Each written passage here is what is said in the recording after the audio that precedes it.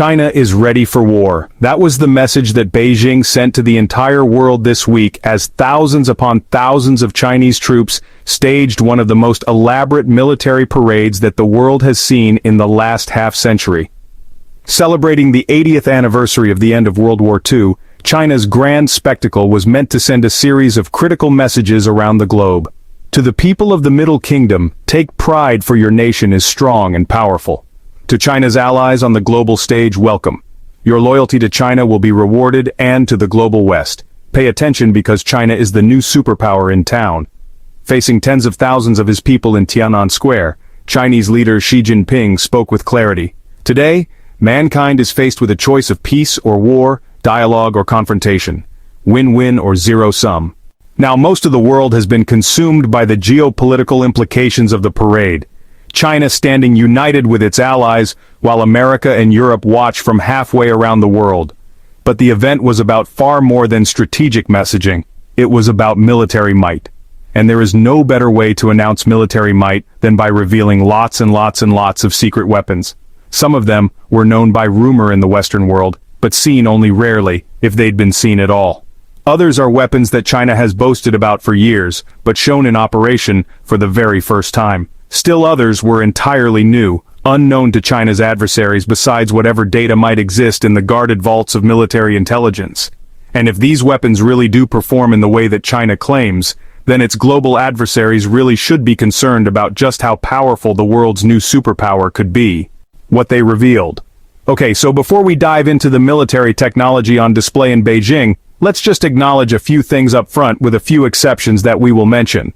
Most of the new tech that China showed off during its military parade was not shown in action. None of the new kit was shown either firing weapons or fulfilling other core functions that it would have to in a time of war. As a result, the performance of the unveiled weapons we're talking about is still a mystery in most cases.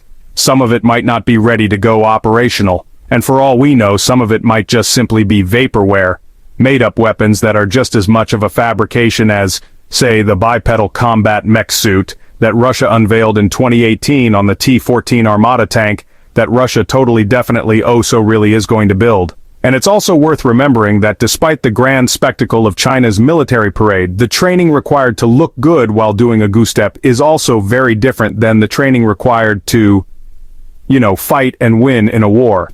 China, you see, could unveil the literal Death Star during this event, and it still wouldn't change the fact that China's military and its hardware are completely untested in modern war. But even with those caveats, military innovation matters. And even a conservative assessment of what China just unveiled has made it clear. Other than the United States, there is no other world power with a military-industrial complex that can rival China. There used to be, but there ain't anymore. We'll start off with the missiles, and perhaps most important among them, the Dongfang 5. The weapon known as DF-5 for short is an intercontinental ballistic missile that's been in service since the 1980s. But during the parade, China unveiled the newest version, the DF-5C, for the very first time. According to China, the DF-5C is capable of hitting anywhere in the United States using a more powerful set of engines and operating at a longer range than any of its predecessors. And not only that, but every DF-5C can carry not one, not two, but 12 nuclear warheads. These are held in a style known as MVs, multiple independently targetable re-entry vehicles. Basically, while in its flight, a missile of this kind will intentionally splinter and release a bunch of smaller submissiles, each raining down onto their targets independently, and making interception an exponentially more difficult task. The DF-5C is meant to be launched from underground missile silos with a range that the Associated Press estimates at 12,400 miles or 20,000 kilometers. Nor was the DF-5C the only new ICBM that China unveiled. The nation also showed off its secretive DF-61 missile for the very first time. A mobile truck-launched missile with a range estimated around 7,500 miles or 12,000 kilometers that places U.S. cities like Los Angeles, San Francisco, Phoenix, and Seattle. All well within its range, targetable by missiles that could be moved all around China until nearly the moment of launch, making them far more difficult to take out with a preemptive strike. During the parade, China also showed off its air-launched long-range nuclear missile, the JL-1, and the submarine-launched ICBM, the JL-3. meaning that when taken together, the missile technology China put on display represents another fearsome capability, a full nuclear triad, now with a stated ability to hit any target across the globe. And then there were the lasers, listed by China as the LY-1 and shown during the parade while mounted atop a row of armored trucks. According to Chinese official sources, the LY-1 is intended for naval use, an exceptionally powerful laser that will intercept drones and missiles. It will accomplish that task by essentially blinding their optical sensors, making them far less effective and likely to become useless if they're reliant on optical sensing to identify and hit their targets. Aboard a ship, the LY-1 would be likely to harness extreme raw power with ships more than capable of carrying a specialized power generator on board to fuel the laser's energy consumption needs.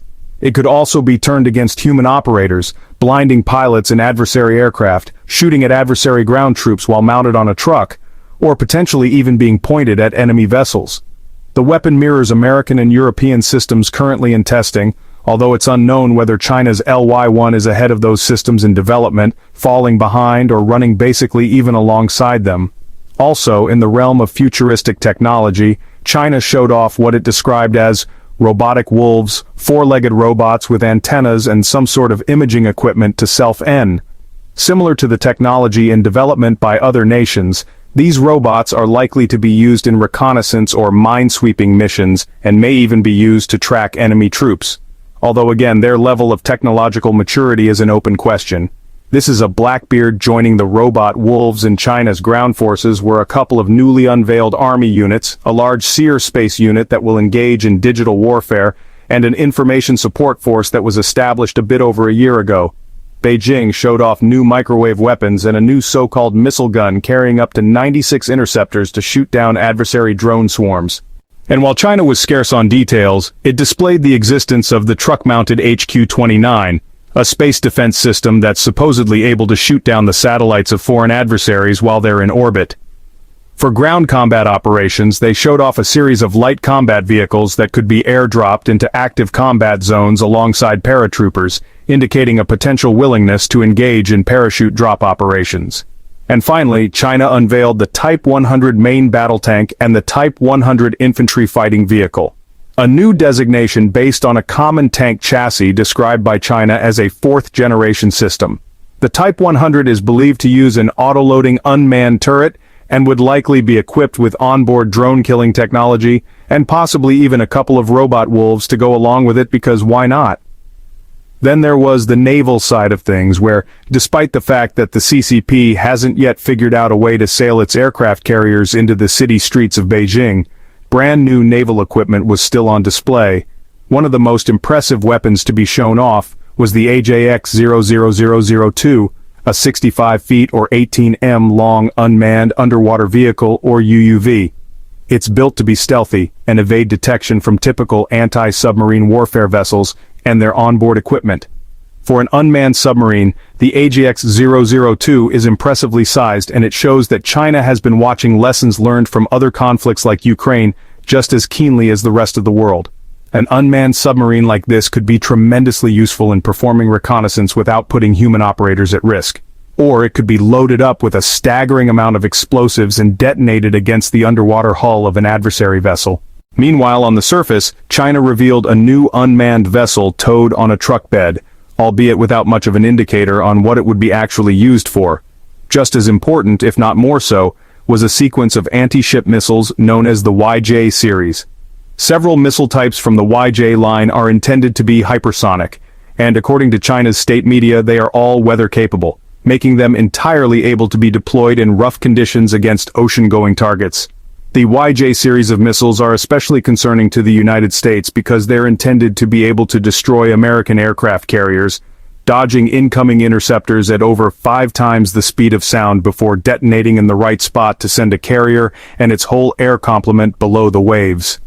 That makes the missile series a particular problem for a hypothetical defense of Taiwan, where Washington and Taipei alike have been operating on the assumption that American carriers would be the deciding factor on whether or not Taiwan could withstand a Chinese invasion. Most prominent among the missiles was the YJ-19, which seemed to be outfitted with a scramjet propulsion system that could make it even more difficult for the United States to deal with. Finally, there was air power, where China made some of the most impressive revelations of the entire military parade. Some of China's aerial assets were stuck on the ground, including a procession of unmanned fixed-wing and helicopter drones that were displayed on heavy trucks. Of those drones, some are more familiar than others. One of them was a precision strike drone similar to the American MQ-9 Reaper, while another is likely a high-altitude reconnaissance drone that may have some level of strike capability. Two of them, however, appeared to be intended as unmanned combat aircraft, otherwise known as loyal wingmen, built to fly alongside manned aircraft or even operate autonomously in a dynamic combat environment.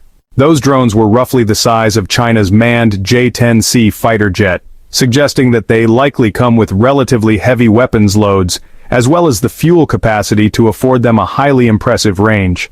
Although they weren't observed in flight, China is known to have recently flown multiple other aircraft that are believed to be loyal wingmen designs, suggesting that Beijing's ability to fly this sort of aircraft is coming together rather rapidly. Then, there were the MAN aircraft, where the most impressive debut by a wide margin was a fifth-generation aircraft known as the Shenyang J-35. Flying behind several copies of China's more established J-20, the J-35 is similar in design and profile to the American F-35, and is expected to operate off China's upcoming line of aircraft carriers. It didn't do anything aerobatically impressive during the show, other than successfully flying the path it was meant to, but its public unveiling was still a major testament to China's ability to build highly sophisticated stealth aircraft. Kev Longbook has spotted 4 other new aircraft, including the 2-seater variant of the stealthy J-20, known as the J-20S, where a co-pilot will be capable of directing drone swarms, operating as a real-time coordinator of battlefield intelligence, and more. It's really cool. It's really cool. There's also the J-15DT, a new version of the J-15 fighter that China uses on its aircraft carriers. The DTI program is an electronic warfare version of the jet, meant to operate off the new catapult launch carriers that China is building instead of the ski-jump carriers already in service. There was the Y-20 strategic airlifter, not new by itself, but made new because of the advanced engines that it's now been equipped with. Finally, there was the KJ-600, a twin-propeller folding wing aircraft meant to operate off aircraft carriers equipped with an early warning and control system similar to the U.S. Navy's E-2 Hawkeye. Again, it's worth remembering that most of these pieces of equipment weren't shown in action, and those that were only shown making their way through a carefully manicured, immaculately staged parade ground. From this display alone, we cannot confirm anything about the actual compatibility of any of these weapons or systems, all of which remain unproven under the rigors of war. But regardless, the display of this much advanced equipment all at once shows that China's military-industrial complex is operating at a level far beyond nearly any other nation on Earth. If 50% of the weapon systems we've described were to be completely made up of vaporware, then the remaining 50% would still be enough to place China in the topmost tier of military innovators in the 21st century. And even despite the scale and scope of what China unveiled, it is worth emphasizing that there's still a hell of a lot that we haven't seen, what they didn't. Now, although China did reveal a staggering range of new weapon systems during its parade, it's worth taking a moment to run through some of the technology that China didn't unveil that's believed to be in active development. In some cases, China may not have wanted to unveil concepts that might not be trusted quite yet to perform flyovers or to amble through the parade grounds without breaking down like Russia's T-14 tank did at another parade back in 2015. Other technology might simply be meant to remain secret either until it reaches a point of maturity or until it's revealed in the heat of active combat. Most prominent on the list of missing items was sea power. Other than unmanned surface and submarine drones and the anti-ship cruise missiles that China showed off, naval power was all but absent from China's display despite Beijing's extensive focus on that sort of technology. Of course, it would have been very difficult to get, let's say, a naval destroyer into Tiananmen Square, but China could have shown naval capabilities by video and chose not to. Those include China's newest aircraft carrier, the Fujian, currently undergoing sea trials. China also could have shown off the Fujian's catapult launch capability, including by launching the stealthy and newly unveiled J-35, which reportedly underwent catapult trials in May of this year. Alternately, China could have shown off its anticipated Type 004 aircraft carrier while it's being built in dry dock.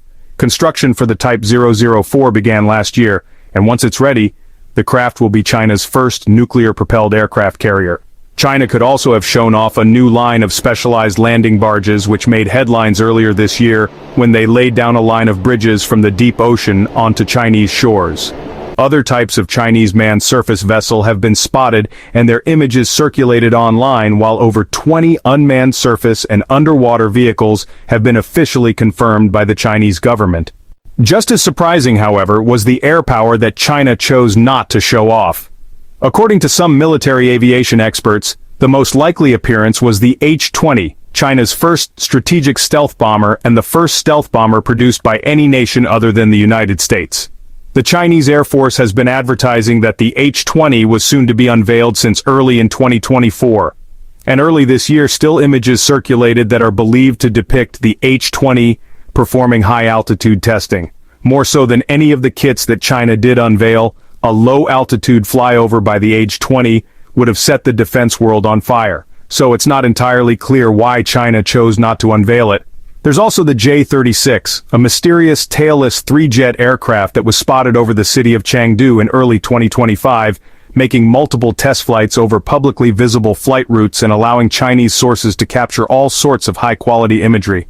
The J-36 is a purportedly sixth-generation aircraft, a generation ahead of both the J-20 and J-35 in Chinese service, and the F-22 and F-35 in American service. In both cases, China may have avoided a flyover because of the potential for Western intelligence to get a close look at the aircraft if they haven't done so already.